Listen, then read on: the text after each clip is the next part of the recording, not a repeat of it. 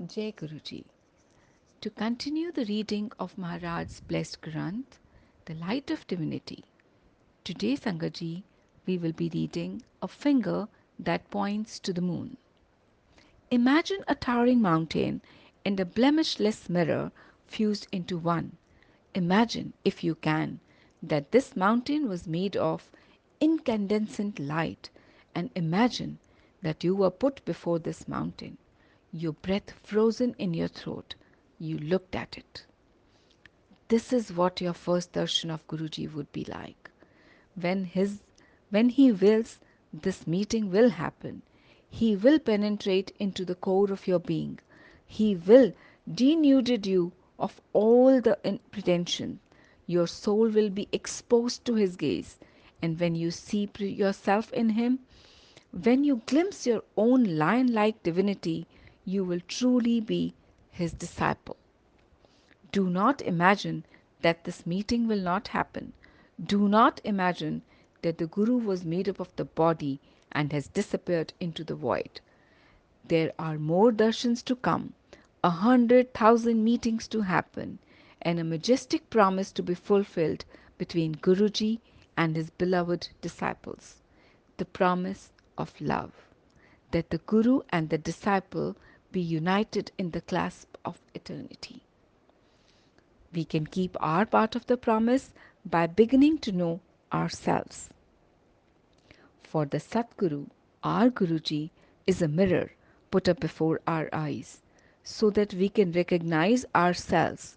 The Guru, as the word itself shows, removes the darkness, gu, of ignorance and the light, ru, of wisdom. In this nation's sacred tradition, the Guru is put on a pedestal even higher than that of gods. He is seen as the sine qua non of the spiritual journey. He is the guide without whom the tentative first time climber and the stalwart spiritual mountaineer are both lost. He is not only the path, not only the gate through which the seeker goes, but also the goal, the top of the mountain. He is the pole star in the journey from darkness to light, from ignorance to self elimination. And all the scriptures of the world are but feeble commentaries on his nature. They are the fingers that point to the moon. But when you have Guruji's darshans, the moon is right before you, incandescent. If you choose to avert your gaze, not once but again and again, the light of truth is too strong for you. The Guru's call is to the divine in you. His word or Shabad, his hukam or ticket is like the pebble that hits the lake. The entire lake shivers with the storm, with the form of its energy. And know that this energy is contagious. It is inescapable.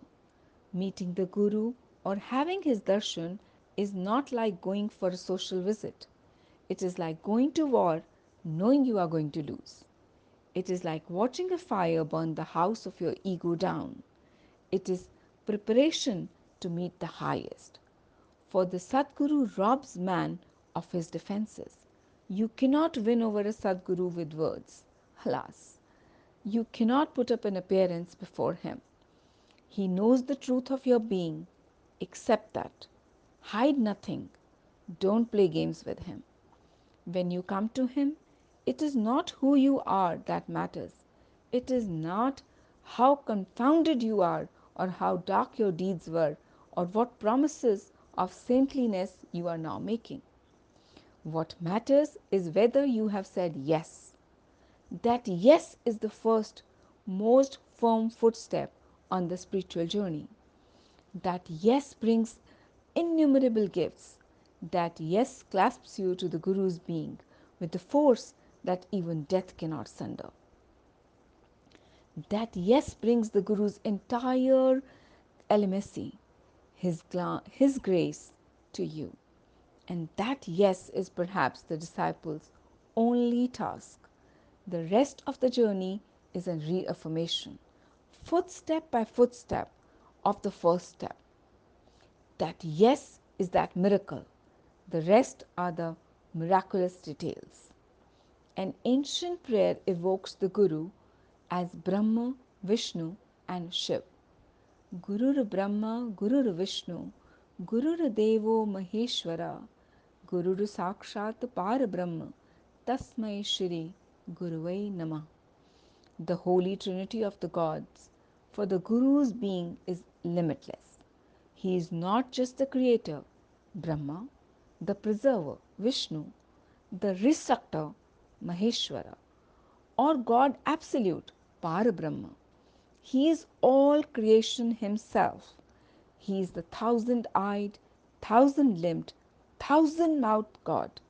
He is the seed, the spore, the sap, and the tree of life. No one knows him.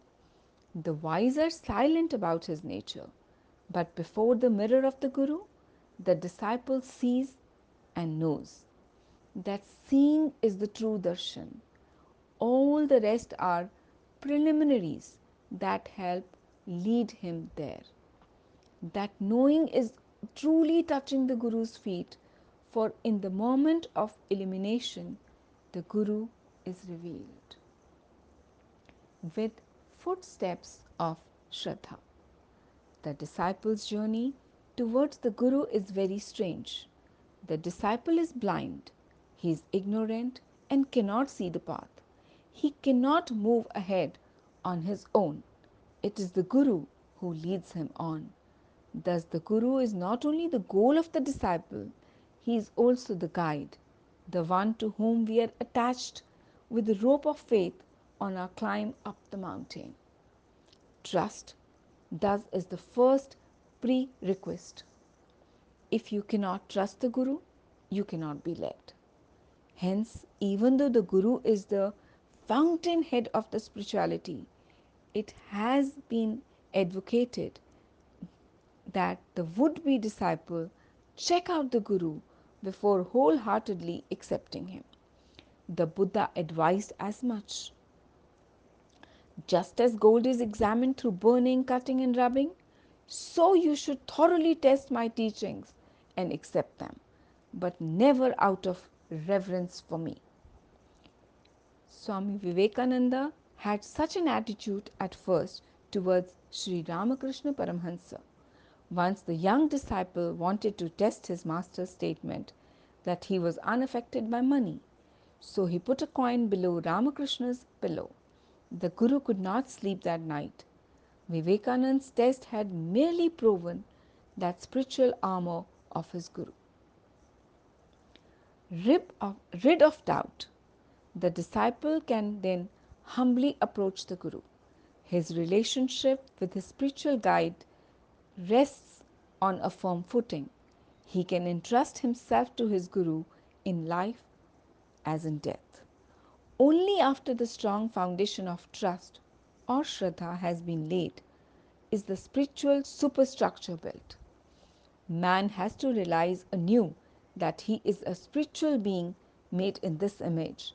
The Guru prods the disciple to realize his divinity. A small story narrates how. A cub had been separated from his tribe of lions. He began to live with sheep. In time, his behavior became exactly like theirs. He no longer roared, he bleated. A tiger saw him one day and was overcome by surprise. He caught hold of the still young cub and gave him a hard shake. "What is the matter with you?" the tiger roared. "Why do you behave like a sheep?" The terrified cub insisted that the tiger was mistaken. He was just a sheep. The tiger took the cub to the lake.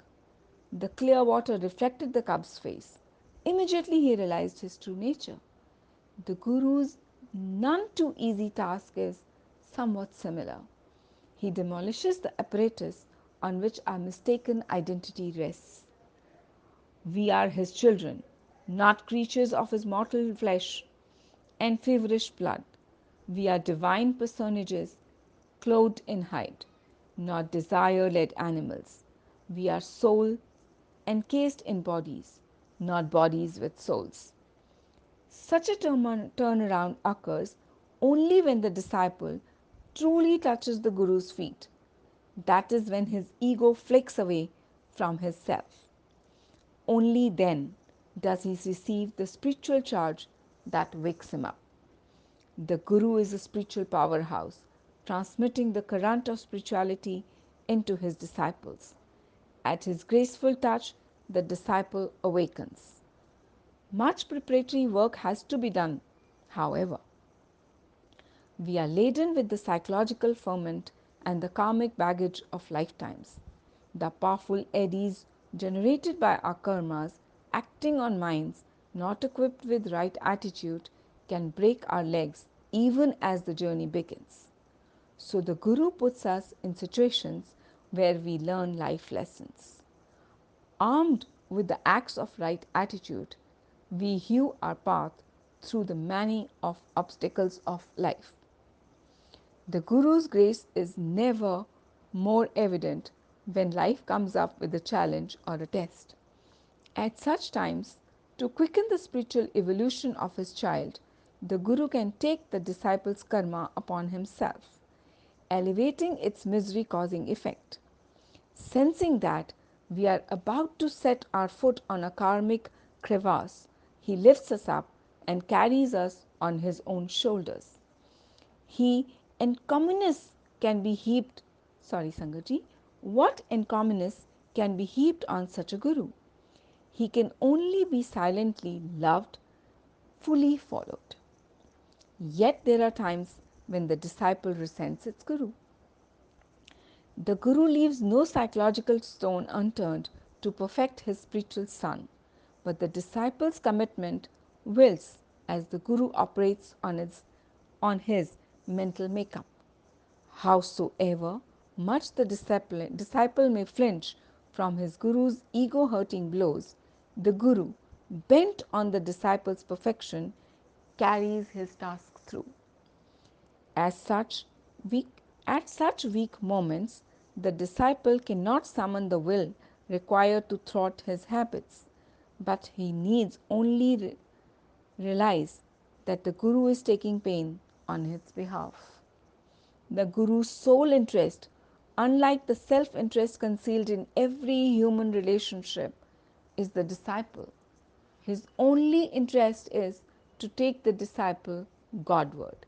Whether he moves mountains of karmas out of the disciple's way to do this, whether he heals him of a disease or mental plagues, that is his wish.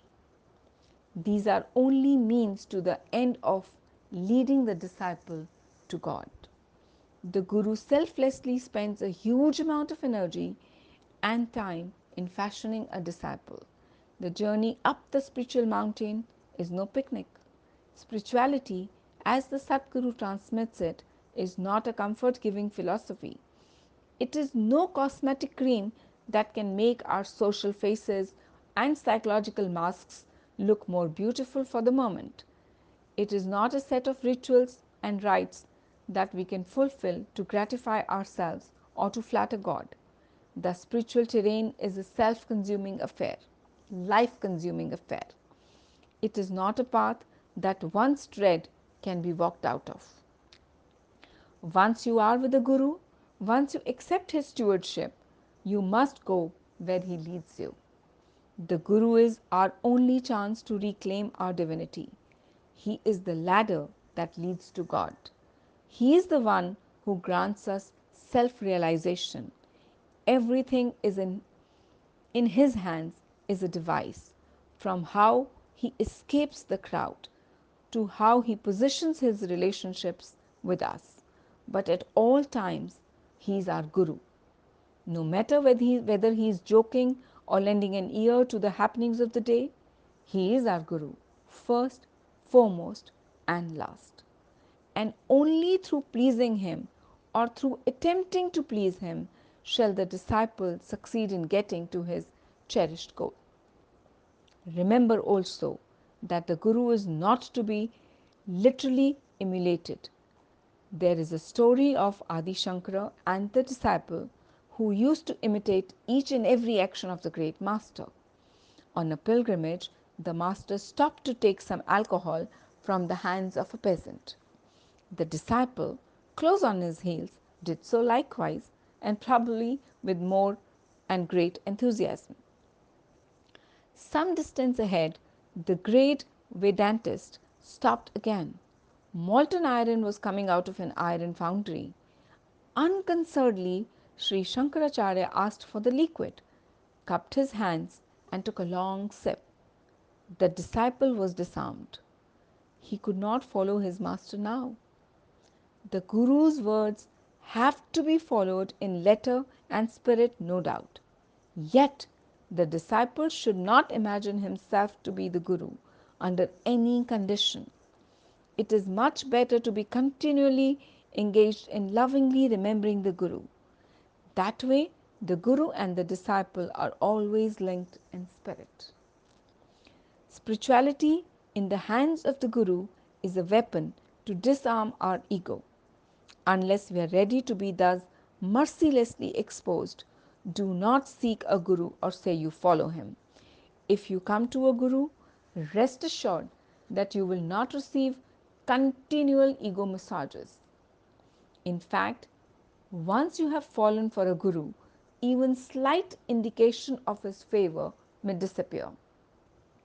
The greatness of the Guru lies in that he takes us as we are, warts and all. He loves us in spite of our blemishes. He sets no preconditions for our entering his path. Entirely self sufficient, absorbed in cosmic bliss. He wants nothing, craves nothing. In his vision, all are alike. He sees no distinction. He favors none. Like the sky, he encompasses all without touching them. He is the eternal witness. His unblinking eye, steadfast on eternity, is intimate with each and every flowing through in the stream of his disciple minds. The Guru is the highest. He is incomparable. His grandeur is above even that of the lords of heaven. The sun, the moon, the stars are but encruciations of infinite cosmic dust on his robe. The Holy Trinity, the countless gods and goddesses, the yogic powers are at his feet, ready to do his bidding. The Guru is God. The Guru is Shiva himself.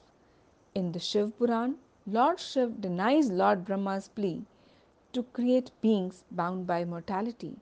He instead vows to descend on earth to remove such beings from the incessant rounds of birth and deaths. He came as Guruji. In the dust of his feet, ah, what bliss! May Guruji have mercy on you and I. May the rain of his mercy fall on our foolish heads. May we, through the very large of his being, be laid at his feet. Shukrana Guruji. While reading, I must have made a lot of mistakes, Sanguji. So with folded hands, I seek forgiveness from my beloved Guruji and all of you. Thank you, Guruji.